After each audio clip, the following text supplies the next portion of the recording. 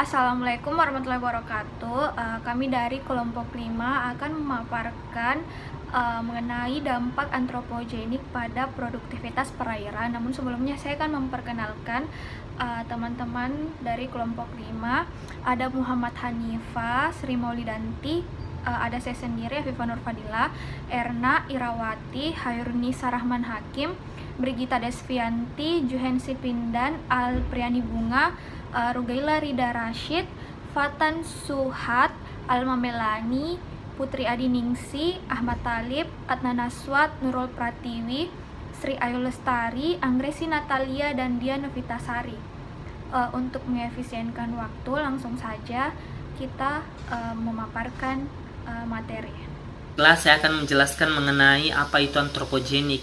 Antropogenik menurut kamus istilah perubahan iklim BMKG yaitu perbuatan manusia atau kejadian yang disebabkan oleh manusia atau pencemaran yang timbul secara tidak alami atau adanya pengaruh atau campur tangan manusia.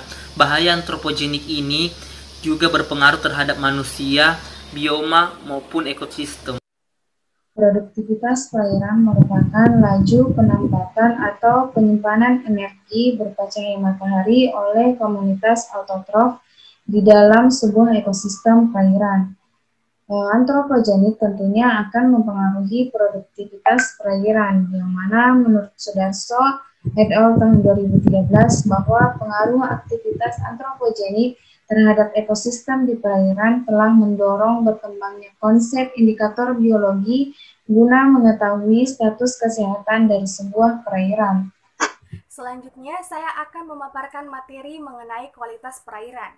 Nah, kualitas air adalah kondisi di mana air tersebut diuji ataupun diukur mutu maupun kualitasnya berdasarkan parameter tertentu atau dengan metode tertentu yang tertera dalam peraturan perundang-undangan yang berlaku pada pasal 1 Keputusan Menteri Negara Lingkungan Hidup nomor 115 tahun 2003. Menurut Mas Duki tahun 2009, parameter tertentu tersebut meliputi parameter fisika, kimia, dan mikrobiologis.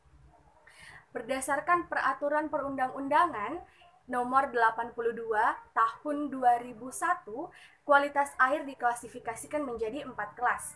Kelas pertama, air diperuntukkan sebagai air baku yang digunakan untuk air minum. Kelas kedua, air diperuntukkan sebagai prasarana maupun sarana dalam rekreasi air.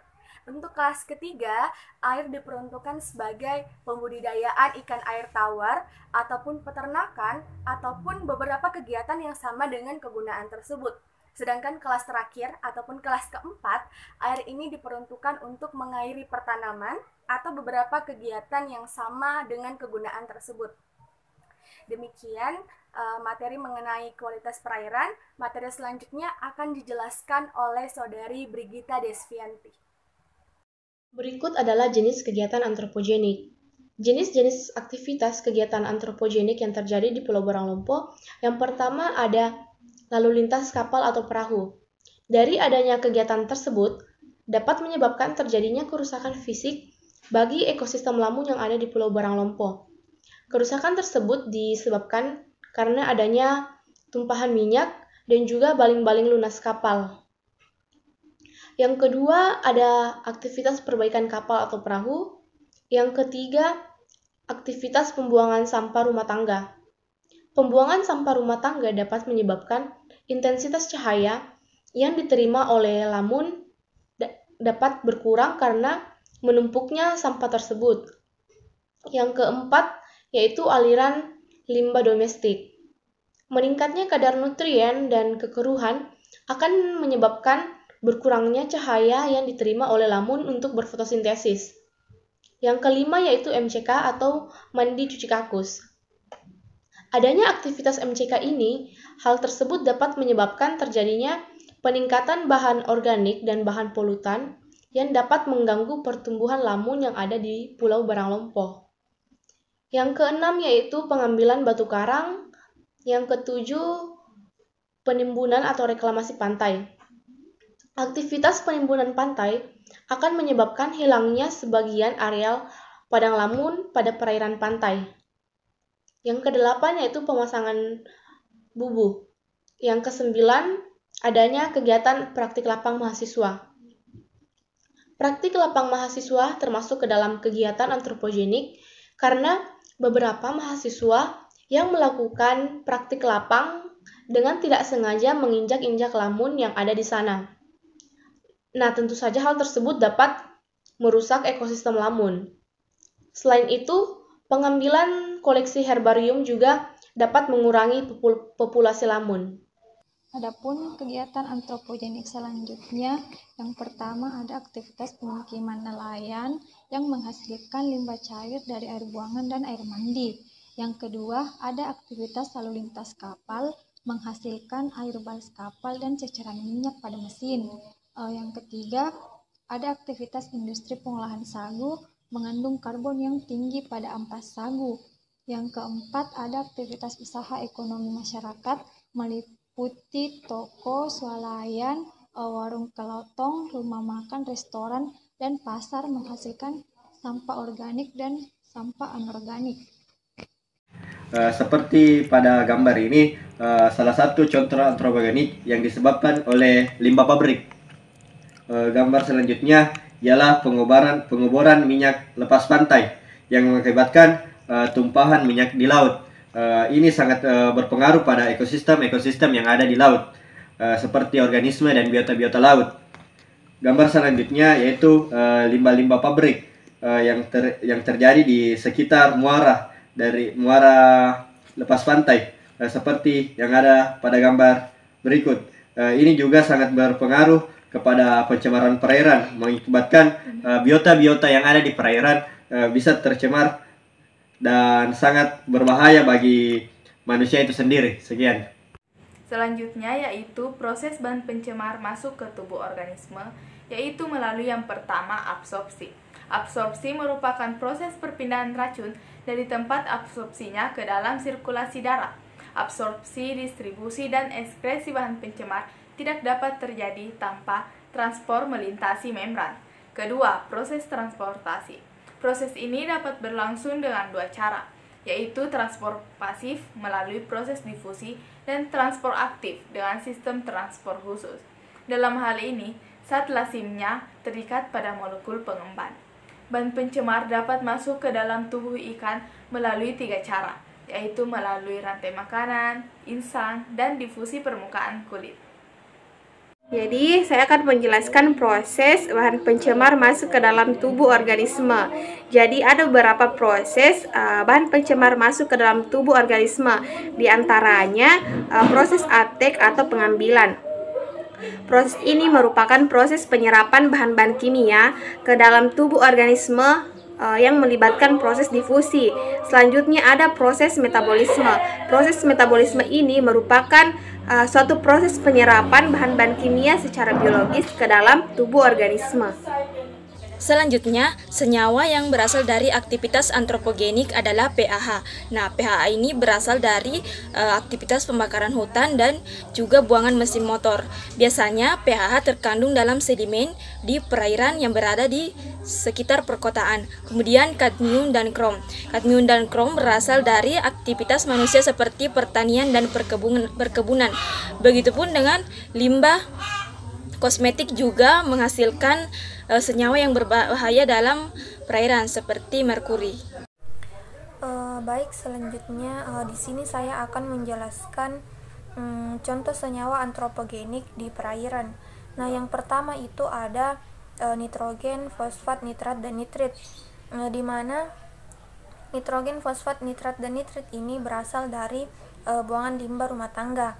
Nah, senyawa ini akan terbawa oleh air, di mana nantinya ini akan menyebabkan eutrofikasi pada sungai, perairan dangkal maupun danau. Nah, yang kedua itu ada H2S atau nitrogen sulfida, di mana nitrogen sulfida ini merupakan hasil limbah peternakan. Nah, yang ketiga itu ada PB atau timbal, di mana PB ini merupakan hasil limbah industri, di mana kegiatan industri ini melakukan pembuangan akhirnya itu di sungai-sungai, seperti contohnya cat, dan lempengan baterai yang biasanya terdapat di sungai, danau maupun perairan dangkal. Selanjutnya yaitu dampak antropogenik terhadap produktivitas perairan. Ekosistem perairan telah lama dipengaruhi oleh berbagai jenis gangguan yang disebabkan oleh manusia yang memiliki dampak negatif terhadap kualitas perairan. Salah satunya ialah mempengaruhi laju produktivitas ekosistem.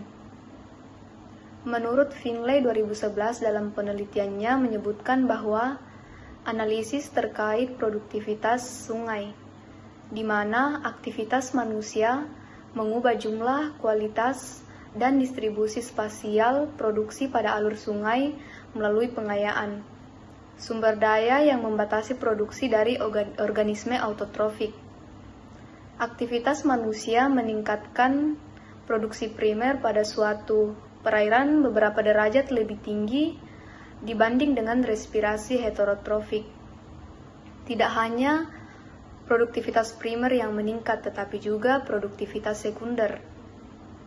Nah, hal ini dikarenakan aktivitas manusia menyebabkan terjadinya pengayaan nutrien. Baik, selanjutnya ada dampak antropogenik bagi kualitas perairan, atau bagaimana aktivitas manusia mempengaruhi kualitas perairan itu sendiri.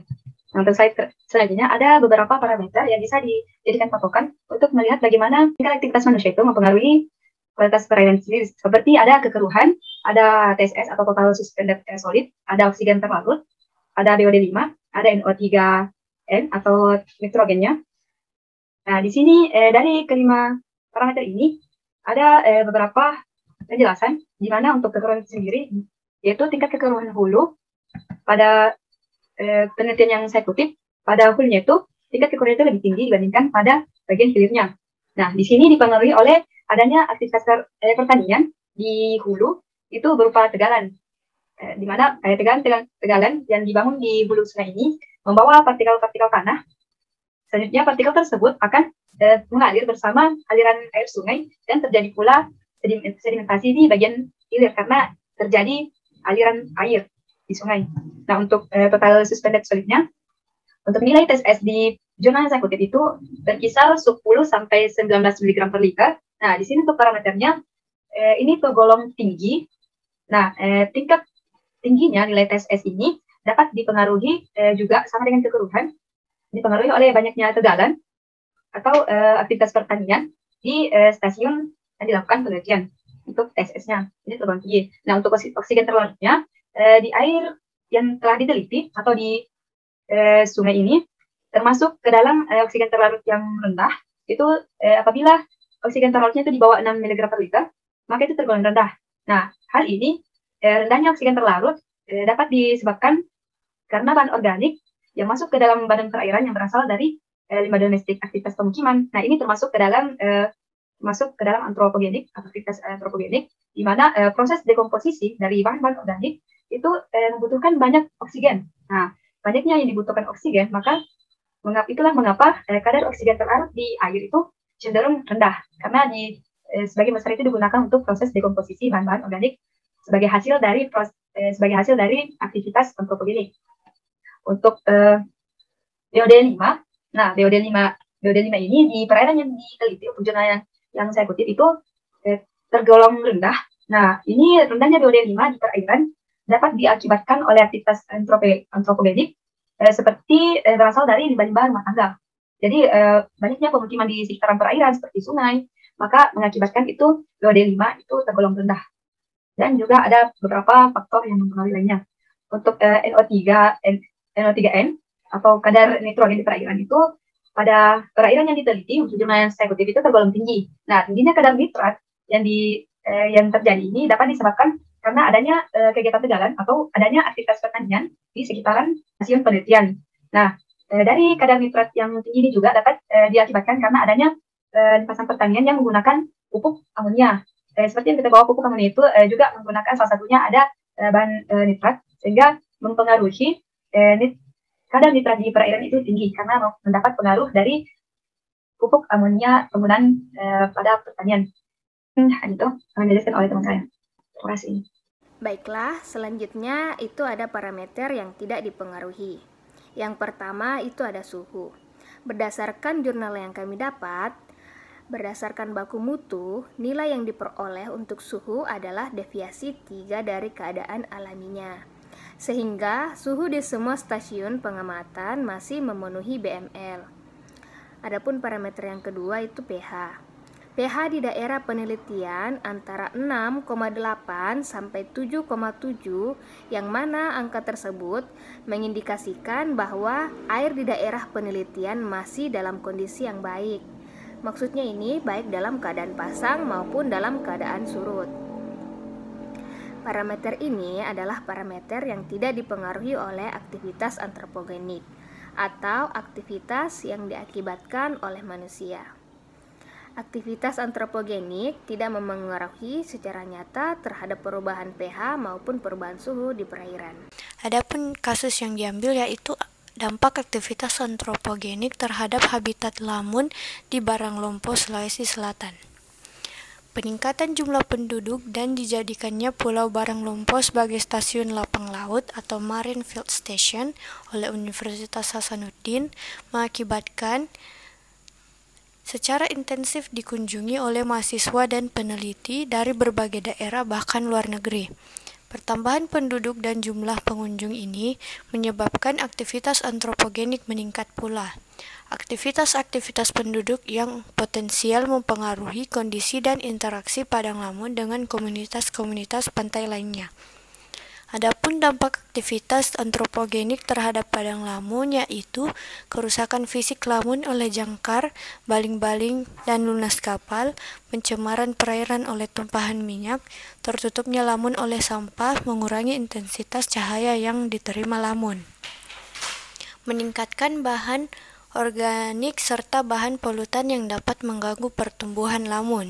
Meningkatnya kadar nutrien dan kekeruhan akan mengakibatkan berkurangnya cahaya yang diterima lamun untuk fotosintesis. Arus dan gelombang yang sampai ke padang lamun semakin besar karena hilangnya karang yang berfungsi sebagai penghalang atau barier. Baiklah, pada kesempatan ini saya akan menjelaskan cara mengatasi dampak antropogenik pada perairan. Yang pertama itu gunakan air dengan bijaksana, kurangi penggunaan air untuk kegiatan yang kurang bermanfaat atau berguna dan gunakan dalam jumlah yang tepat.